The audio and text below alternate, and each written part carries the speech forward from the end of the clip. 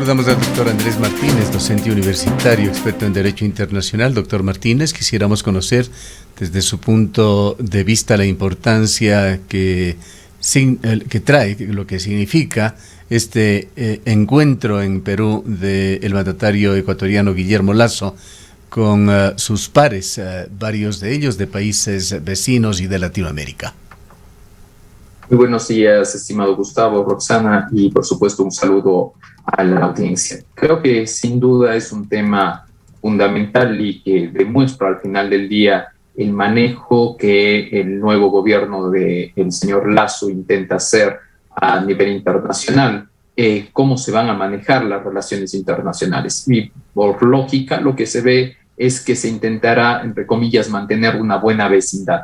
Una buena vecindad, por supuesto, con nuestros vecinos, tanto del norte cuanto del sur. En el caso de Colombia, le une a Lasso una cercanía desde una perspectiva ideológica y política con Duque, mientras que en el caso de Perú, con Castillo, no se da esa particularidad. Tanto es así que recordemos que durante la posesión del ahora presidente de la República del Ecuador, estuvo incluso presente en esa cumbre por la libertad, la entonces candidata Keiko Fujimori, que estaba obviamente por disputar la segunda vuelta. Sin embargo, lo que se ve ya más allá es el tema de la praxis, y dentro de la praxis lo que se termina encontrando al final del día es que se va a buscar mantener unas relaciones cordiales. Hay más de un tema de encuentro, tanto desde la perspectiva hídrica, desde la perspectiva comercial, desde la perspectiva económica y por supuesto también incluso desde la perspectiva de movimiento de personas a nivel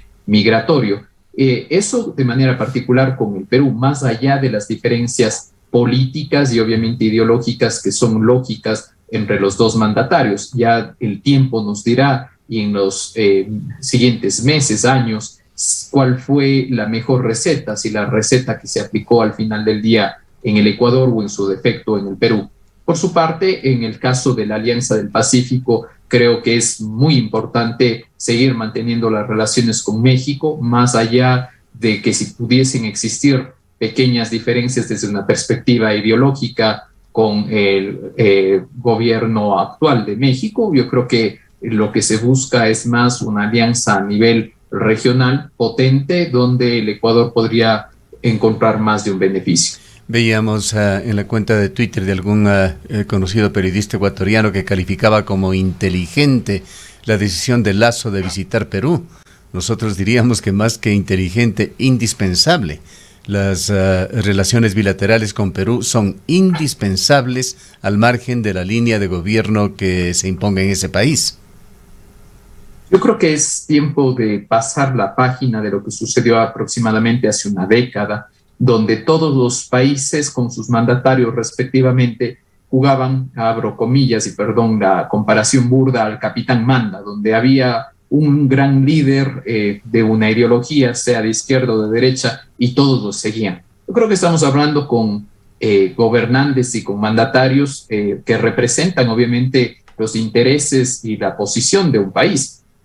Personalmente puedo estar en contra de la línea ideológica que tenga el señor Castillo. Sin embargo, no deja de ser el mandatario que fue electo por la mayoría y por la voluntad popular en el Perú. Y yo creo que ese es el ejercicio que hace Lasso al final del día, que por asuntos netamente pragmáticos y por supuesto de relaciones lógicas, se tienen que mantener estos y otros acuerdos, y espero que este no sea el único encuentro, sino que en un futuro, en mediano plazo, veamos también de manera particular encuentros también a nivel de gabinetes con el propósito de que se vayan compartiendo poco a poco experiencias y, claro, también que se sigan manteniendo muchos acuerdos y muchas líneas que mantuvieron los gobiernos pasados. Lo peor que puede llegar a pasar, y no solamente en manejo internacional, sino también en el plano interno, es hacer un borrón y cuenta nueva. Al contrario, se tienen que tomar los aspectos que se han estado trabajando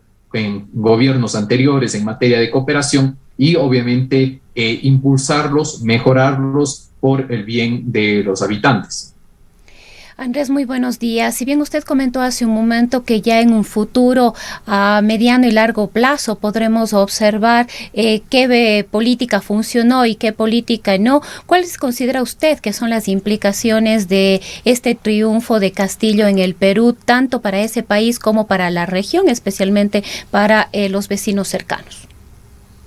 Buenos días, estimada Rosana. Yo creo que la pregunta es muy interesante y claro, lo máximo que podemos hacer es intentar lanzar algunas líneas. Y digo lanzar algunas líneas porque la historia de Castillo no es una historia de un político claro, me refiero que no es un político de larga data. Castillo al final del día cumple los requisitos del famoso no programado outsider, que llega obviamente a la palestra política después de un paro de maestros a nivel sindical. Y esto tiene muchas implicaciones, y digo que tiene muchas implicaciones tanto por un tema a nivel de contexto, tanto a nivel personal. Primero, en el plano a nivel contexto, Perú se ha caracterizado en las últimas décadas, para bien o para mal, con cierta estabilidad en materia económica, bajo unas líneas que, si bien es cierto, han existido gobiernos que durante campaña, por ejemplo, se autoproclamaban como nacionalistas o de izquierda, veas el caso de Ollanta Humala, terminaron modificando y adaptándose sobre todo a las circunstancias y a su entorno. Y también, obviamente, el tema de que llega a nivel de contexto muy fracturado el legislativo. No le va a ser tan sencillo a Castillo querer imponer todas sus propuestas de campaña, no va a ser tan sencilla la idea de convocar a una asamblea constituyente, para nada. Tienes una treintena de legisladores, no tiene ninguna mayoría, al contrario, si se llegasen a unir las fuerzas que representan la derecha al final del día, tendrían más peso. Y desde el punto de vista personal de Castillo, en cambio, yo creo que él se va a encontrar frente a una encrucijada donde, si bien es cierto, intentará mantener su línea ideológica impoluta. El problema que tiene es que al ser un pequeño movimiento político, como usualmente sucede con los movimientos políticos, tiene que rodearse de profesionales y, por supuesto, gestores políticos que no necesariamente son de su línea ideológica al 100% o de su movimiento. Y esto va a generarle al final del día más de un problema y sobre todo más de un ajuste en su línea programática inicial.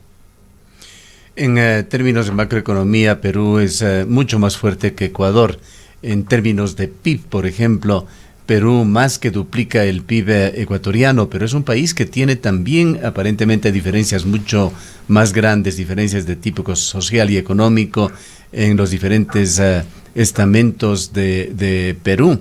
Un indicio acaba de darnos Homero Castañer en un diálogo que acabamos de sostenerlo hace pocos minutos. Señala que se ha detectado que miles de peruanos están ingresando por la frontera sur a vacunarse en Ecuador.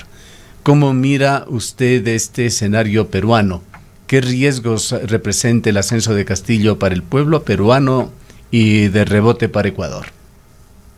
Bueno, yo creo que, por supuesto, y esto va en la línea de lo que intento mantener dentro de la tesis en esta entrevista, es que, si bien es cierto, puede llegar con una línea, con un discurso que puede al final del día sonar un poco fuerte desde la perspectiva de una izquierda o una extrema izquierda con un discurso nacionalista, creo que la realidad de la situación le hará que deba tomar unas decisiones mucho más ajustadas y mucho más pragmáticas. Y esto hará que al final del día, en materia económica, existan unos factores externos y unos agentes externos que no le permitan de pronto tener la agenda que él desearía al 100%. Eso sumado a dos aspectos fundamentales que no se deben dejar pasar. En primer lugar, la crisis política y económica que vive Perú, y no es de los últimos meses, estamos hablando de los últimos años, donde ha habido un vaivén sobre todo en quien ocupa la máxima autoridad a nivel del Ejecutivo, con unas pugnas muy fuertes con el Congreso Nacional. Yo creo que el momento de tomar las decisiones, Castillo se la pensará más de una vez si las decisiones que va a hacer son o no polémicas, porque esto le podría tomar la posición de una moción de censura a nivel del Congreso, que, como ya repetía, no tiene una mayoría de su partido político. Y por otro lado, precisamente el otro factor es una crisis sanitaria muy grande. El presidente del Perú hace aproximadamente 2 meses pidió una auditoría integral respecto precisamente del manejo de las cifras y de las estadísticas oficiales. No olvidemos que por más que se vivía uno de los peores momentos dentro de la pandemia en Perú, la situación a nivel político interno era de tanta insatisfacción que no les importó el contexto que se vivía y salieron a las calles a protestar y a deponer a un mandatario. El nuevo mandatario lo que hizo es realizar esa auditoría y los números son bastante lamentables dentro de, a nivel regional e incluso a nivel mundial, con una de las tasas más altas de contagio y también de decesos, lo cual, por supuesto, está generando, entre otras cosas, que, entre comillas, exista un pequeño turismo de vacunas hacia el Ecuador con el propósito de, obviamente, inocularse en la República del Ecuador. Pero claro, esos son los riesgos y son parte de esa vecindad. La vecindad que al final del día, si se ven mejores condiciones en otro lugar, se tiende a mover. No nos olvidemos también, por otro lado, que en el caso ecuatoriano, mientras no existían vacunas aquí, muchas personas también optaron por tomar esa opción en el caso de los Estados Unidos. Son lógicas que se presentan en tanto y en cuanto no hay la satisfacción por parte de los servicios públicos de parte del Estado. Y claro, al haber esta deficiencia, se terminan buscando alternativas. ¿Cómo ve usted, doctor Martínez, el rechazo, la condena que se hizo ayer en la Asamblea a la suscripción del convenio con el CIADI, el convenio sobre arreglo de diferencias relativas e inversiones entre estados nacionales y otros estados? Esta acción se tomó en la legislatura, señalando sobre todo su condena porque el documento no haya pasado por esta función del Estado. Bueno, yo creo que ahí, por más que estemos o no de acuerdo con el fondo del convenio del CIADI, hay un mecanismo constitucional y legal precisamente para poder verificar si un tratado internacional en general debe ser aprobado o no por parte de la Asamblea Nacional. De manera precisa, nuestra Constitución establece que dentro de el artículo relativo a los tratados internacionales, el artículo 419 establece cuáles son los convenios que deben ser ratificados o no por parte de la Asamblea Nacional. El proceso dentro de los tratados internacionales, a partir de la Convención de Viena del Derecho de los Tratados, establece que los tratados son suscritos por el representante del Estado y, dependiendo la legislación interna de cada país, tienen que ser ya sea aprobados o no por el legislativo y después ratificados por parte del Ejecutivo. En el caso del Ecuador, de manera específica, tanto la Constitución, como indiqué, y la Ley Orgánica de Garantías Jurisdiccionales y Control Constitucional establece este mecanismo. ¿Cuál fue el mecanismo que utilizó el Ejecutivo? El Ejecutivo, a través de la Secretaría de la Presidencia, remitió el documento, el contenido del Tratado Internacional a la Corte Constitucional. No olvidemos que la Corte Constitucional es el máximo órgano de control constitucional y el máximo intérprete de la Constitución. ¿Qué hizo la Corte Constitucional? La Corte Constitucional tiene que dar pulgar arriba o no respecto de si, de acuerdo al contenido del tratado, se tiene que pasar por parte de la revisión del legislativo o no. El criterio que tuvo la Corte Constitucional fue que este tratado no tiene que pasar por parte de la revisión del legislativo y que directamente tiene que ser suscrito por el presidente de la República, indicando, entre otras cosas, que si bien es cierto, este es el acuerdo marco, pero que los tratados relativos a protección de inversiones, es decir, que los tratados bilaterales internos, esos sí deberán pasar después por control de la Asamblea, donde de una u otra manera, entre comillas, se podría llegar a ceder jurisdicción por parte del Estado.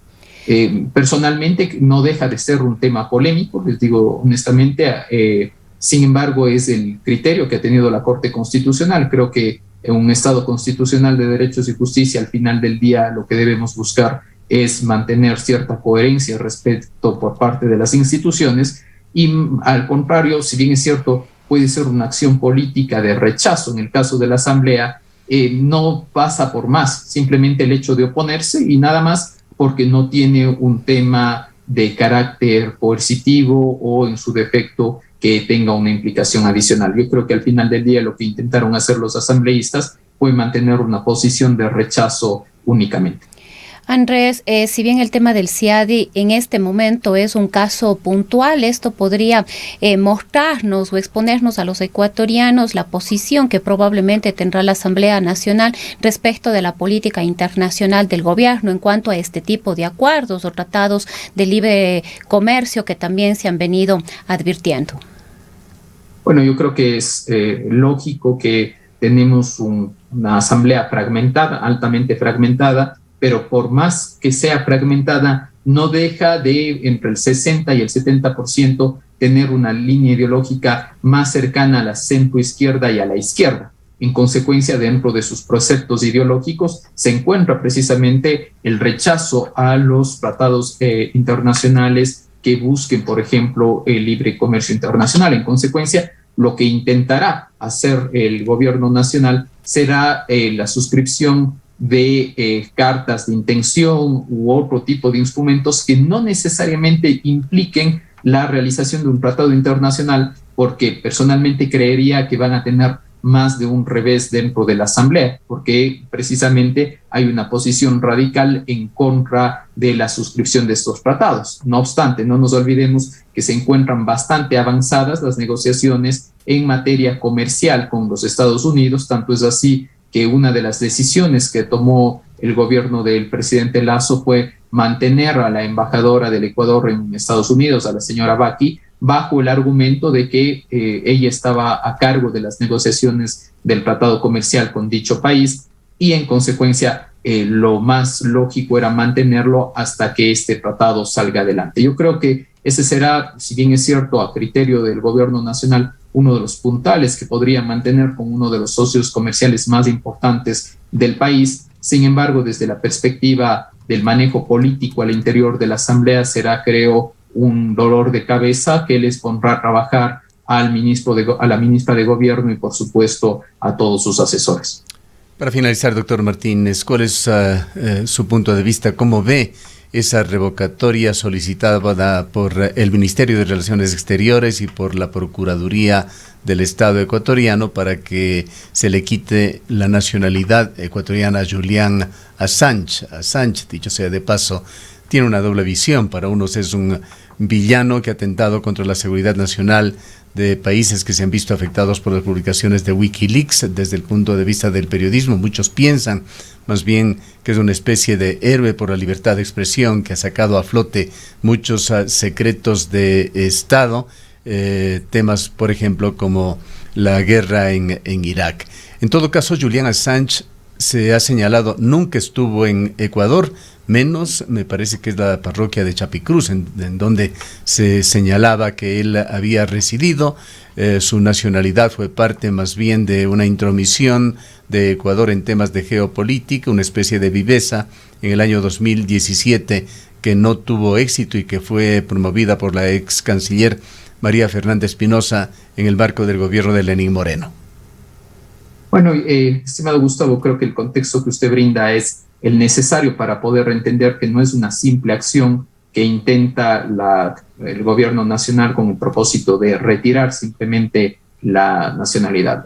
Realmente dentro de ese proceso de otorgamiento de la nacionalidad se vivieron una serie de irregularidades y frente a las irregularidades lo que buscaban hacer jugando como si fuese un enroque, la nacionalidad, lo que se buscaba era evitar la detención de Julian Assange, porque lo que se hizo era otorgarle la nacionalidad y al momento de otorgarle la nacionalidad quererle entregar un puesto como servidor público. No nos olvidemos cómo eran las cosas. En consecuencia, lo que se hizo posteriormente es una acción que dentro del derecho administrativo se conoce como acción de lesividad. Es decir, que el mismo Estado reconoce que su acto administrativo estuvo plagado de una serie de irregularidades y con el propósito de dar marcha atrás, demanda ante el Tribunal Contencioso Administrativo para indicar cuáles han sido esas irregularidades y para que se deje,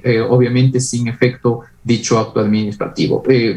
Por parte de la defensa del señor Assange, no hay tanta discusión, honestamente, desde la perspectiva de fondo, más sí desde la perspectiva un poco más procedimental respecto de la garantía del derecho a la defensa, porque al final del día yo entendería que son conscientes de que lo que se quiso hacer en su momento no fue un tema de cumplimiento de requisitos, al contrario, es un tema que se desvanece rápidamente y lo que se buscó, como indico, es un enroque como una jugada sobre pretexto de evitar una posible detención, convirtiéndole al señor Assange en agente diplomático ecuatoriano. Situación que no deja de llamar la atención y que sin duda creo que quedará en los anales de la historia ecuatoriana como una mancha no tan interesante dentro del manejo geopolítico. Muchas gracias, doctor Martínez, por habernos acompañado. El doctor Andrés Martínez es profesor de la Universidad San Francisco, experto en Derecho Internacional.